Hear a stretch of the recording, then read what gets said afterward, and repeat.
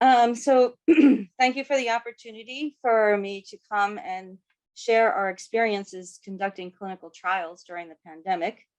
I'm going to present some of the challenges we faced, the ways we adapted to them, and how that changed policies and procedures in clinical research. So responding to COVID-19 pandemic, the adult and the pediatric clinical research units at Robert Wood Johnson Medical School had to rapidly pivot to activate a large number of COVID studies in record time while balancing the portfolio of the pre-pandemic non-COVID studies that were still open. Innovations and process adaptations were developed to quickly meet the challenges of conducting clinical research with a focus on subject safety, research integrity, and staff safety in the COVID climate. The shift in the methodology needed for continued conduct of the non-COVID studies and simultaneously to operationalize multiple COVID trials led to innovative changes that will permanently impact how we conduct clinical research moving forward. So I'm just going to give you a brief description of our facilities to help you better understand the adaptations that were needed to change the way we were conducting studies. So that there are the adult CRC and the pediatric CRC comprise the Robert Wood Johnson Medical School Clinical Research Center. They're in two separate areas on the same campus. The adult CRC lives in the Robert Wood Johnson East Tower on the 8th floor. It's 1,100 square feet. It has 8 exam rooms, a phlebotomy station, a research laboratory, pulmonary function lab, and the investigational drug pharmacy lives on the adult CRC as well. And of course, staff trained in conducting clinical trials. The pediatric CRC is in the Child Health Institute with an entrance on Plum Street. It's 500 square feet. It's a child-friendly space with exam rooms and long stay rooms, phlebotomy station, a research lab, and pediatric trained research staff. And here are some pictures of the inside of the two CRCs. This was our team pre-pandemic. PCRC, Lisa Cerracchio was the nurse manager. She had 2 full-time research coordinators, 2 full-time research assistants, and a regulatory coordinator. Similarly, on the adult CRC was myself with 2 additional full-time research coordinators, a regulatory coordinator, and 2 research assistants. We also had a research intern that was working with us on the adult CRC. We had shared support staff for administration, budget, research pharmacy, and research respiratory therapist.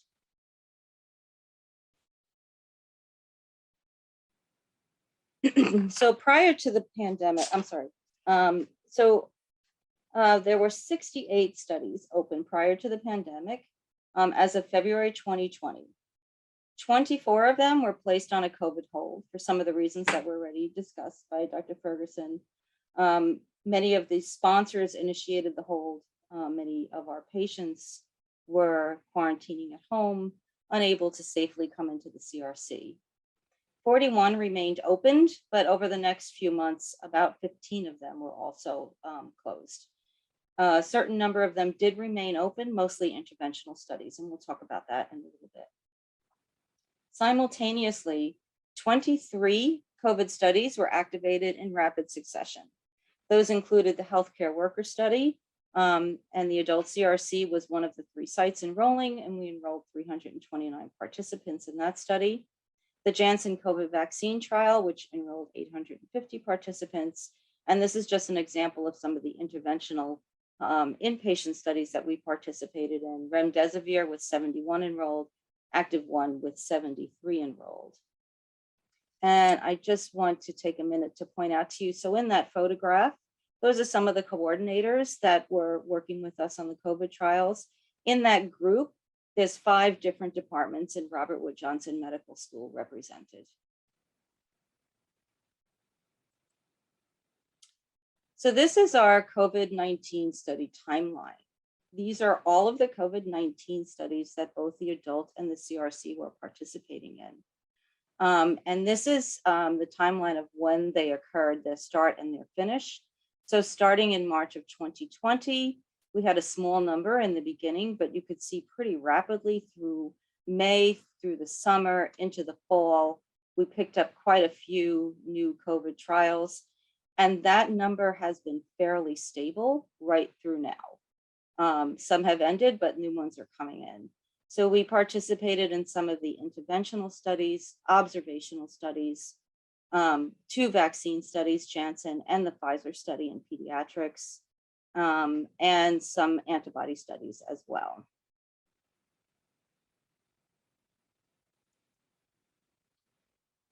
So the study enrollment was a big impact on the resources on the CRCs. Study enrollment increased from 447 total study participants in February of 2020 to 2,125 participants during the pandemic.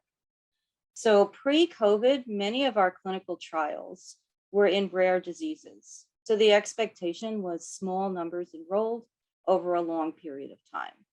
And that was predominantly our operations, as you can see, from 2015 to 2019. But when the pandemic came and the COVID-19 studies started, enrollment was very large over a shorter period of time.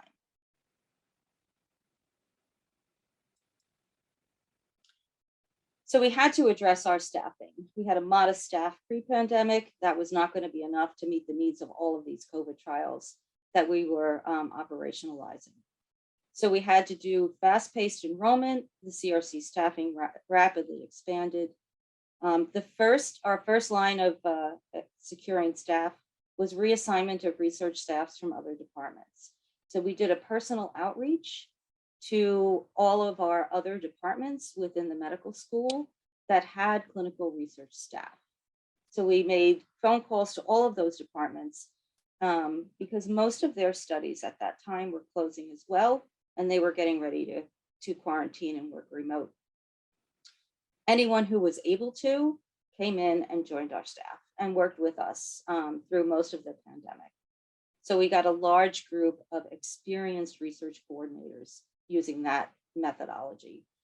And then we worked with the clinical research, the clinical trials office to help beef up the staffing.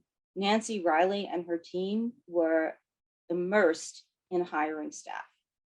We were doing about up to 6 interviews a day, working with the Rutgers Temporary Agency because they could onboard staff in 2 to 3 weeks, as opposed to the HR system, which took months. So we used the temporary agency and we were able to meet the staffing needs in a short period of time. The staffing that we were looking for were nurse coordinators, staff nurses, research coordinators, phlebotomists, lab technicians. We needed data managers. We needed pharmacists and pharmacy technicians, non-clinical support staff, of course, and also we had a large volunteer pool. We had over 50 volunteers that were working at the various locations where the trials were being conducted. We had to rapidly train these individuals that were coming on board. So we used the interview to determine what their pre-existing skill sets were, and we were able to leverage on that. We also cross-trained a lot of the staff in multiple tasks. So that kept our staff very flexible and fluid, and we could move people and put them wherever we needed them on a day-by-day basis. So ultimately, the paid staff level increased from our pre-COVID 11.5 FTEs to 42.7 FTEs within 5 months. So this was a staffing model transition. So if you see the column pre-pandemic, the total FTEs were 11.5. So we had some staff that was reassigned from other departments.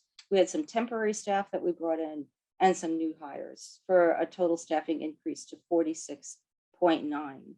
And this was a combination of part-time, per diem, full-time, whatever we could leverage to improve our staffing.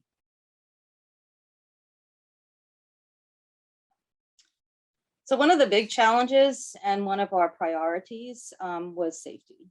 Safety of our staff and the safety of our study subjects. So we did use COVID screening procedures as a strategy. So the same COVID screening procedures that were used in CAB and in the hospital, we worked with Rutgers Employee Health and developed screening procedures for the CRCs. We followed the same temperature check, key questions to determine any signs of infection or exposure, pretty much the standard COVID screening that was in place at the time. And that was incorporated into any inclusion-exclusion criteria, because if there were any signs that there was infection or exposure, we were not going to be able to enroll them in any outpatient trials. PPE use was essential, and we learned from the healthcare worker that it was effective. So we were engaged with RWJMS. Tracy Fromm also was instrumental in the education of our staffs. She came onto the CRC quite a few times and also helped us to determine what environmental changes that we needed. But she educated the staff in the proper use of PE. The staff also participated in remote training with the donning and doffing, disposal, that type of thing. And they were also fit tested with REHS for N95 masks were appropriate for the assessments that they were conducting. The supply versus demand was a big challenge with PPE, especially during the height of the pandemic. We did have a procurement team that helped us with that, based out of the clinical trials office. At one point, we were relying on donations from dental offices for PPE because we were running out of masks and gloves. So we had some pretty creative solutions to getting PPE on the unit so that we could continue to enroll.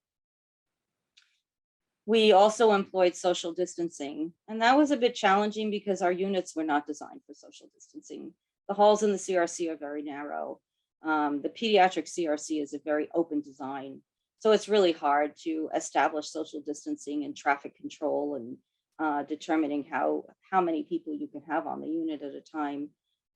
But we worked with Tracy Fromm, and we figured out good adjustments to make so that we could practice social distancing.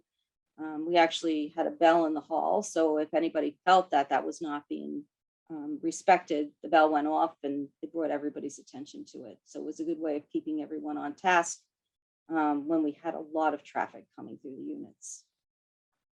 We even did some social distancing changes in the break room, because clearly we had to make sure the staff could get a break now and then to get out of their PPE and have lunch or whatever. So we reformatted the break room on the CRCs to accommodate social distancing and took breaks in shifts so that we kept the numbers down so everyone could be comfortable.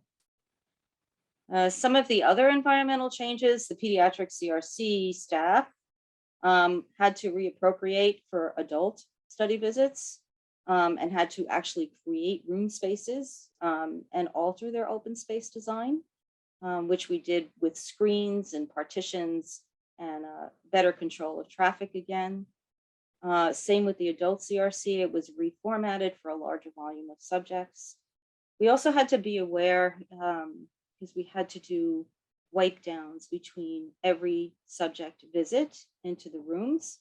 And much of the furniture in the CRC was cloth, and all the cloth had to go and was replaced with equipment that was washable. But the big environmental change was the trailers. So the Army allocated from COVID-19 research funds, specifically for the Janssen trial, 6 full-size trailers were brought in and placed in Piscataway at 45 Knightsbridge. And that was, those trailers were there for 6 months. The purpose of that was to open a 3rd site for recruitment into the J&J vaccine study. So the sites were the pediatric CRC on Plum Street, the adult CRC in East Tower, and the trailers in Piscataway.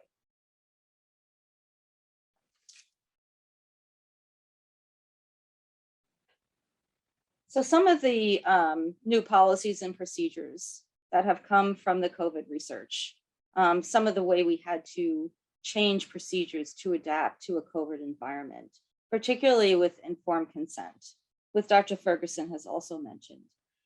So for enrollment of patients that were hospitalized for moderate to severe COVID, access to the rooms was limited.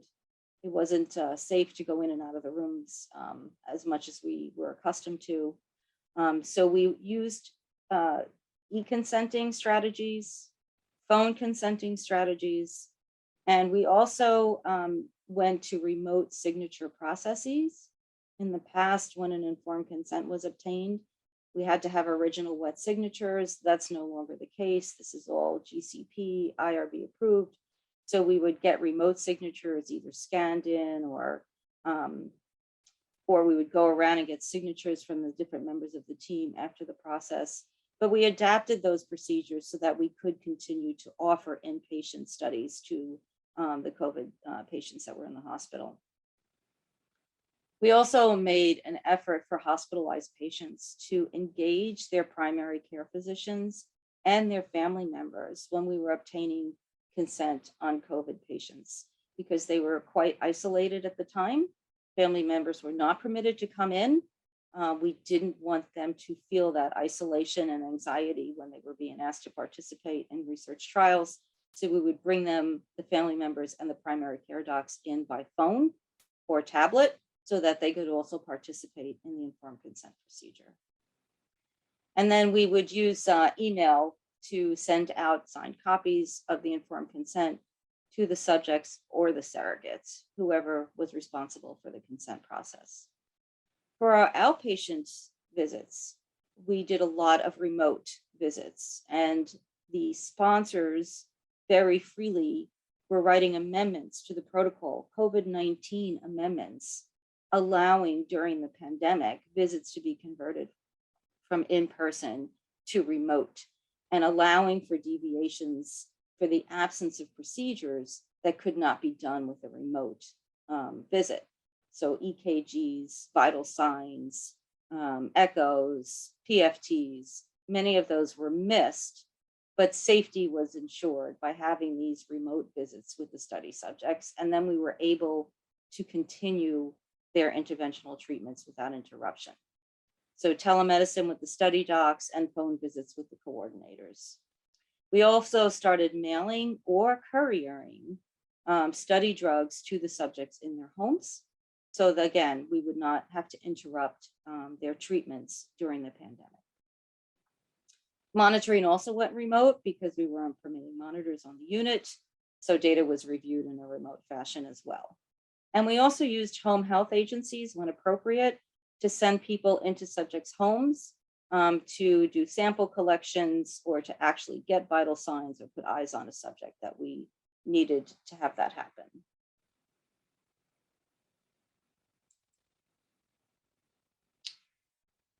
So this graph shows from February of 2020 through August 31st of 2021. The blue bars are our non-COVID trials. So this is where we started before the pandemic. We had about 70 trials operating between the two CRUs. And then when the incidence of COVID started to rise, this is when we initially closed out a lot of studies for subject protection. So there was a rapid drop here, and then it kind of stabilized as we were able to maintain our interventional studies with the COVID-19 adaptations. And then we started, the red bars represent the COVID trials. And then we started adding in the number. These are numbers of trials, the number of COVID trials. And as you could see in the earlier graph, started out slow and then picked up. And actually the number of trials has remained fairly stable. It's just the nature of the studies that has shifted a little bit with the new demands of COVID-19. And this bar up here is for the total number of studies, so the aggregate of both of these. So we started out pre-COVID with about 68 studies, and we have about 60 now. So our recovery has been pretty good, even in terms of keeping some of our non-COVID studies open. So our conclusions are that utilizing innovative staffing models, the CRC underwent a transformational change to respond to the unprecedented demands of COVID research. The incorporation of pandemic-driven creative strategies into CRC operations has significantly enhanced the CRC efficiency and responsiveness to fluctuating research needs now and in the future. The strategies developed to improve participant safety through decentralized study visits and procedures were very useful in maintaining our studies, our non-COVID studies through the COVID environment. These strategies can be incorporated into future studies, and we are seeing that happen already. We have some new studies coming through where they're minimizing inpatient visits and using remote visits to complement them. The increased use of technology tools for study management, particularly consent management during the pandemic, enhances efficiency and broadens the scope for conducting trials in the future. And also importantly, the collaboration across multiple medical school clinical research operations and research staff organized and operationalized an unprecedented effort to effectively and safely contribute to the study of COVID-19 transmission and COVID-19 infection. Thank you very much, Debbie. That was wonderful, and really just tremendous work to you and the team for the amazing pivot that needed to happen. And you know, it takes a village. It does take a village. Let's be and honest. I just wanted to say thank you. This list is everyone who came together to form the COVID team that we needed to conduct all these trials that have worked with us over the past 18 months. So with much respect and gratitude, we'd like to acknowledge them and thank them.